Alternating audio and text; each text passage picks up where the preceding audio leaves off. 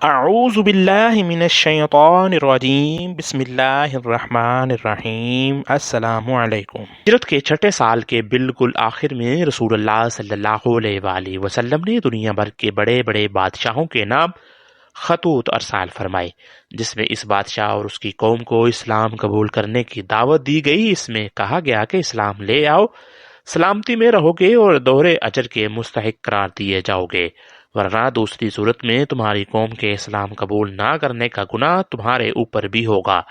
اس کے بعد سورہ آل عمران کی آیت نمبر 64 اس میں درج فرمائی گئی اور خطوط کے آخر میں آپ صلی اللہ علیہ وآلہ وسلم کی مہر مبارک لگائی گئی، جو اوپر نیچے 3 سطروں پر مشتمل تھی۔ سب سے اوپر والی سطر میں لفظ اللہ، دوسری میں رسول اور تیسری سطر میں محمد لکھا ہوا تھا۔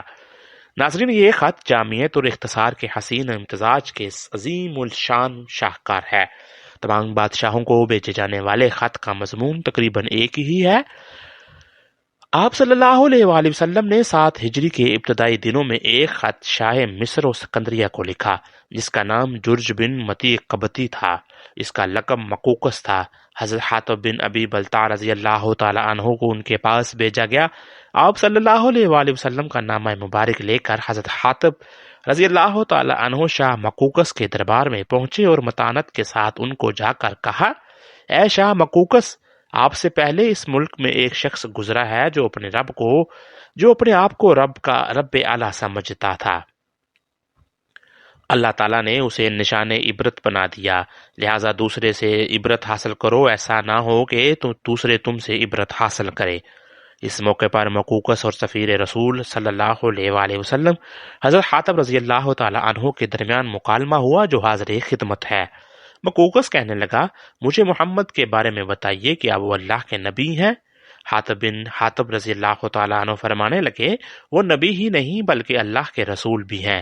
مقوقس کہنے لگا، اگر وہ واقعی اللہ کے رسول ہیں تو پھر کیا وجہ ہے کہ جب ان کی قوم نے انہیں اپنی بستی مکہ سے نکالا تو انہوں نے اس کے لیے اللہ کے عذاب کی بد دعا کیوں نہیں کی؟ حاتب فرمانے لگے کہ آپ حضرت عیسیٰ علیہ السلام کو اللہ کا رسول نہیں مانتے؟ مقوقس کہنے لگا، بالکل مانتے ہیں۔ حاتب فرمانے لگے، تو پھر آپ ہی بتائیے، جب ان کی قوم نے انہیں چاروں طرف سے گھیر لیا اور انہیں سولی دینے کا ارادہ کیا اور پھر اللہ تعالیٰ نے انہیں آسمان پر اٹھا کر لے گیا، تو انہوں نے اس بات کی دعا کیوں نہیں کی کہ ان کا رب بنی اسرائیل کو ہلاک کر دے؟ شاہ مقوقس کہنے لگا، آپ ایک حکیم عقل مند آدمی ہیں اور ایک حکیم دانا آدمی کی طرف سے آئے ہیں۔ میں محمد صلی اللہ علیہ وآلہ وسلم کے لیے یہ تحفے آپ کے ساتھ بیچتا ہوں، اور یہ نگہبان ایک ہر کارا جس کا نام معبور تھا، جو آپ کے علاقے تک آپ کی نگہبانی کرے گا۔ اس کے بعد رسول اللہ کے خط کا جواب لکھوایا، جو اس طرح تھا، محمد بن عبداللہ کے حضور من جانب مقوقس عظیم القبط، اما بعد، میں نے آپ کا گرامی نامی پڑھا، جو کچھ اس میں تحریر تھا اور جس کی آپ نے دعوت دی، میں نے اسے سمجھ لیا۔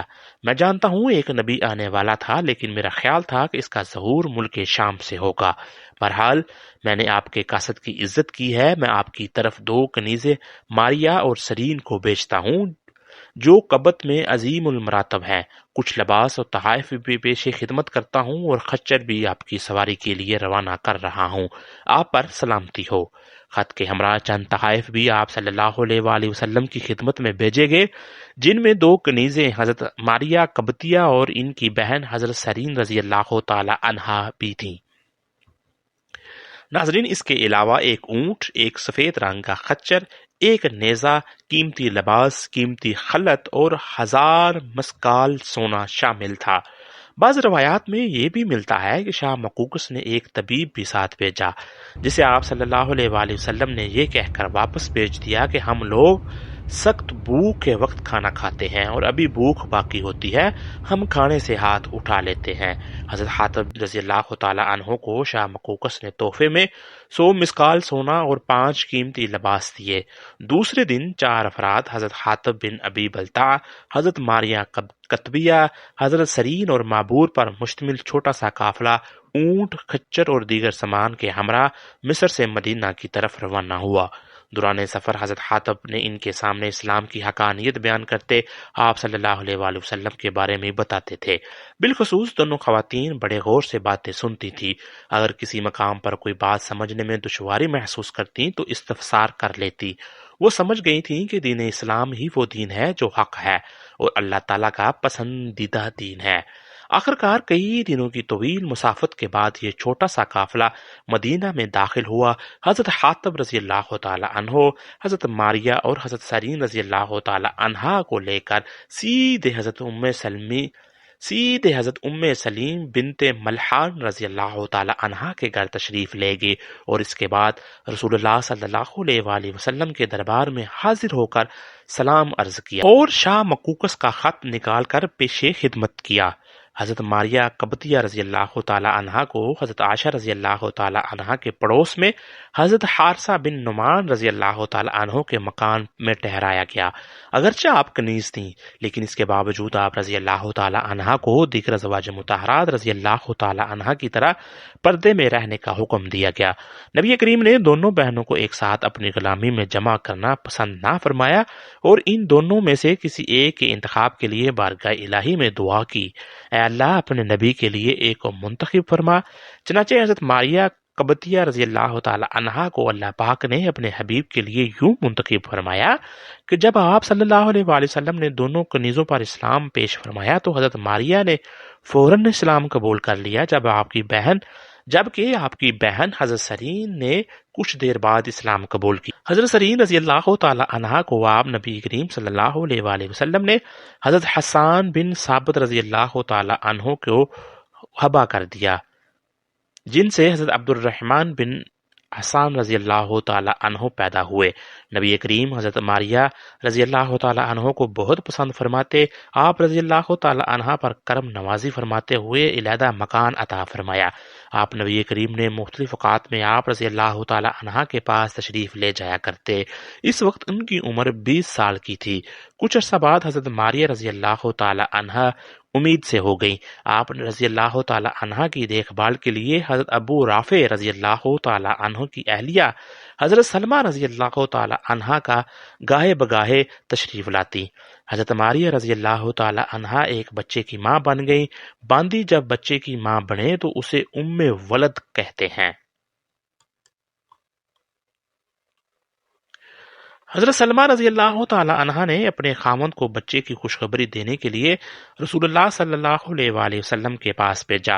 حضرت جبرائیل علیہ السلام آپ صلی اللہ علیہ وآلہ وسلم کو پہلے ہی خوشخبری دے چکے تھے۔ جب حضرت ابو رافع رضی اللہ تعالی عنہ بارگاہ نبوت میں حاضر ہوئے تو آپ نبی کریم نے ارشاد فرمایا، بیٹے کی ولادت کی خبر دینے آئے ہو؟ جی ہاں یا رسول اللہ، اللہ تعالیٰ نے آپ کو چاند سا بیٹا عطا فرمایا ہے۔ آپ صلی اللہ علیہ وآلہ وسلم بہت خوش ہوئے اور ابراہیم نام رکھا۔ حضرت ماریہ رضی اللہ تعالی عنہا کے ہاں بیٹے کی پیدائش کی خبر آنن واحد پورے مدینہ کی گلی کوچوں میں پھیل گئی، اور جب تمام ازواج مطہرات کو پتہ چلا تو ان کے اندر جذبہ رشک نے جگہ بنا لی۔ وہ جانتی تھیں کہ آپ حضرت ماریہ قطبیہ رضی اللہ تعالی عنہا کی قدر و منزلت نبی کریم کی نظروں میں اور بھی بہت بڑھ جائے گی۔ 7ویں روز حضرت ابراہیم رضی اللہ تعالی عنہ کا عقیقہ کیا گیا۔ 7ویں روز حضرت ابراہیم رضی اللہ تعالی عنہ کا عقیقہ کیا گیا اور 2 مینڈے ذبح کیے گئے۔ ان کا سر منڈایا گیا اور سر کے بالوں کے برابر چاندی توڑ کر صدقہ کی گئی اور بالوں کو زمین میں دفنا دیا گیا۔ حضرت ابراہیم رضی اللہ تعالی عنہ کی عمر مبارک جب 1 سال سے قدر زیادہ ہوئی تو ان میں اپنے والد محبوب کبریہ صلی اللہ علیہ وآلہ وسلم کی مشابہت کے آثار نمودار ہونے لگے۔ آپ صلی اللہ علیہ وآلہ وسلم بیٹے سے بڑی شفقت سے پیش آتے تھے۔ ایک روز حضرت ابراہیم رضی اللہ تعالی عنہ کی حالت سے اندازہ لگ گیا کہ اس جہاں رنگ بو سے ان کی رخصتی کا وقت قریب آ گیا ہے، تو نبی کریم صلی اللہ علیہ وآلہ وسلم کو اطلاع دی گئی۔ آپ صلی اللہ علیہ وآلہ وسلم حضرت عبد الرحمن بن عوف رضی اللہ تعالی عنہ کا ہاتھ تھامے نخلستان میں داخل ہوئے تو دیکھا ابراہیم اپنی والدہ کی گود میں دم توڑ رہا ہے۔ نبی رحمت صلی اللہ علیہ وآلہ وسلم نے اپنے بیٹے کو اپنی آغوش میں لے لیا۔ غم کے آثار آپ صلی اللہ علیہ وآلہ وسلم کے چہرہ اقدس سے نمایاں تھے۔ پیدائش کے بعد 18 ماہ تک حضرت ابراہیم رضی اللہ تعالی عنہ زندہ رہے اور پھر وفات پا گئے۔ حضرت فضل بن عباس رضی اللہ تعالی عنہ نے فرزند رسول کو غسل دیا اور ایک چھوٹے سے تختے پر اٹھا کر بقیع کی طرف چل پڑے۔ نماز جنازہ نبی کریم نے خود پڑھائی۔ آپ صلی اللہ علیہ وآلہ وسلم سے پوچھا گیا کہ ان کو کہاں دفن کریں۔ آپ صلی اللہ علیہ وآلہ وسلم نے ارشاد فرمایا، عثمان بن معزون رضی اللہ تعالی عنہ کے پاس۔ چنانچہ حضرت ابراہیم رضی اللہ تعالی عنہ کی قبر وہاں کھودی گئی تو اس میں حضرت اسامہ بن زید رضی اللہ تعالی عنہ اترے اور حضرت ابراہیم رضی اللہ تعالی عنہ کو اسودہ خاک فرمایا۔ ناظرین، 16 ہجری محرم الحرام میں حضرت ماریہ رضی اللہ تعالی عنہا نے وفات پائی۔ حضرت عمر رضی اللہ تعالی عنہ نے نماز جنازہ پڑھائی اور آپ رضی اللہ تعالی عنہ کو جنت البقیع میں دفن کیا گیا۔